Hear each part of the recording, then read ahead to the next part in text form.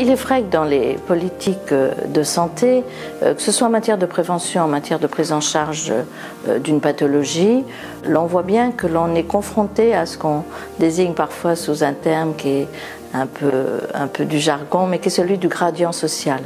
On le voit lors d'une audition récente de la Commission des affaires sociales sur les addictions. Nous avons vu que les messages liés à l'alcool, au tabac ou au cannabis étaient mieux assimilés par des personnes qui avaient un niveau éducatif plus élevé.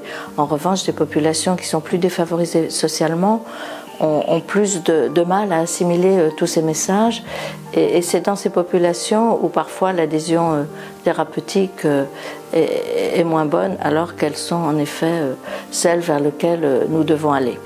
Il y a aussi, je pense, le fait d'une position du médecin qui est moins celle du sachant comme autrefois, avec plus de méfiance vers les autorités médicales comme vers les autorités tout court, qui fait que les patients s'affranchissent un peu des conseils du médecin, et peut-être certains y voient une forme de liberté, d'autonomie, alors qu'elles sont confrontées à beaucoup de contraintes dans leur propre vie. On l'a vu notamment lors de la crise sanitaire, cette méfiance vis-à-vis des consignes données ou des messages qui sont délivrés sur les plateaux.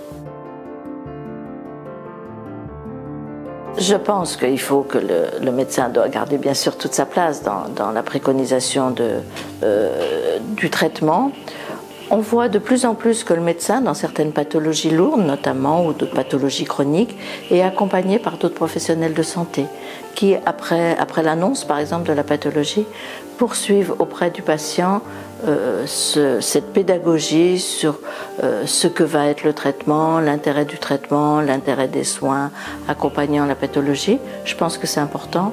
Je crois beaucoup aussi à la place des patients experts, aux messages délivrés par des patients qui ont connu la même pathologie, auxquels les malades peuvent être très sensibles. Il faut aussi que chacun se prenne en charge, et l'éducation thérapeutique fait partie de cela. La santé, elle est d'abord celle du citoyen. Il doit se l'approprier, savoir ce qui est bon pour lui, ce qui lui nuit. Je crois beaucoup aussi aux contrats locaux de santé en matière de prévention, parce que beaucoup de populations, en effet, sont éloignées du soin. Je pense qu'il faut absolument ne pas baisser les bras et continuer à agir. Nous devons tout faire pour résorber ces non-adhésions.